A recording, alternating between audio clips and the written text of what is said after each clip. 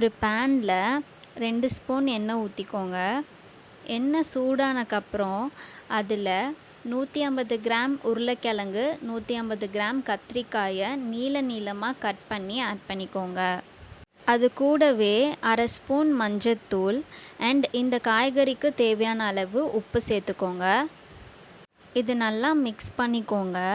மஞ்சத்தூள் அண்ட் உப்பு வந்துட்டு அந்த காய்கறியில் நல்லா கோட் ஆகணும். இது ஒரு 70% குக் ஆகிற வரைக்கும் நல்லா ஃப்ரை பண்ணிவிட்டு ஒரு பவுலில் ட்ரான்ஸ்ஃபர் பண்ணி எடுத்து வச்சுக்கோங்க. இப்போது ஒரு பேனில் 1.5 ஸ்பூன் எண்ணெய் ஊற்றிக்கோங்க. எண்ணெய் நல்லா சூடானக்கப்புறம் அதில் 1/4 ஸ்பூன் சோம்பு ஆட் பண்ணிக்கோங்க. அது நல்லா பொரிஞ்சக்கப்புறம் அதில் ஒரு பெரிய வெங்காயம் நீளமாக கட் பண்ணதை போட்டுக்கலாம். வெங்காயம் நல்லா கோல்டன் ப்ரௌன் கலரில் வரணும். இப்போ பார்த்தீங்கன்னா வெங்காயம் நல்லா வணங்கிடுச்சு. இதில் ஒரு தக்காளி நீளமாக கட் பண்ணதை ஆட் பண்ணிக்கோங்க.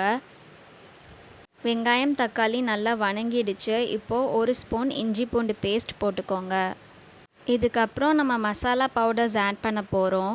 அது என்னென்னு பார்த்தீங்கன்னா 1 ஸ்பூன் மல்லித்தூள், அரை ஸ்பூன் மிளகாய்த்தூள், அரை ஸ்பூன் சீரகத்தூள், 1/4 ஸ்பூன் மிளகுத்தூள். இப்போ இது எல்லாத்தையும் நல்லா மிக்ஸ் பண்ணிக்கோங்க. இது ஓரளவுக்கு மிக்ஸ் ஆகிருக்கு. வெங்காயம் தக்காளி அண்ட் மசாலா பவுடர்ஸ் நல்லா கலந்து வரத்துக்காக நம்ம அரை கப் தண்ணி ஊற்றிக்கலாம். அது கூடவே இந்த மசாலாவுக்கு தேவையான அளவு உப்பு சேர்த்துக்கோங்க. இதை நல்லா கிளறி விட்டுட்டு ரா ஸ்மெல் போய் நல்லா குக் ஆகிறதுக்காக கொஞ்சம் நேரம் கொதிக்க விட்டுருங்க. இப்போது மசாலா நல்லா கொதிச்சிட்ருக்கு. இந்த ஸ்டேஜில் நம்ம ஃப்ரை பண்ணி வச்ச கத்திரிக்காய் அண்ட் உருளைக்கிழங்கை இதில் ஆட் பண்ணிக்கலாம். இது நல்லா கிளறி விடுங்க. மசாலா எல்லாம் காய்கறியில் இறங்குறதுக்காக நம்ம கொஞ்சம் நேரம் இதை வேக விடணும். சீக்கிரம் குக் ஆகிறதுக்காக நம்ம ஒரு மூடி போட்டு இதை மூடி வச்சிடலாம். 3 மினிட்ஸ் கழித்து லிட்டை ஓப்பன் பண்ணிக்கோங்க.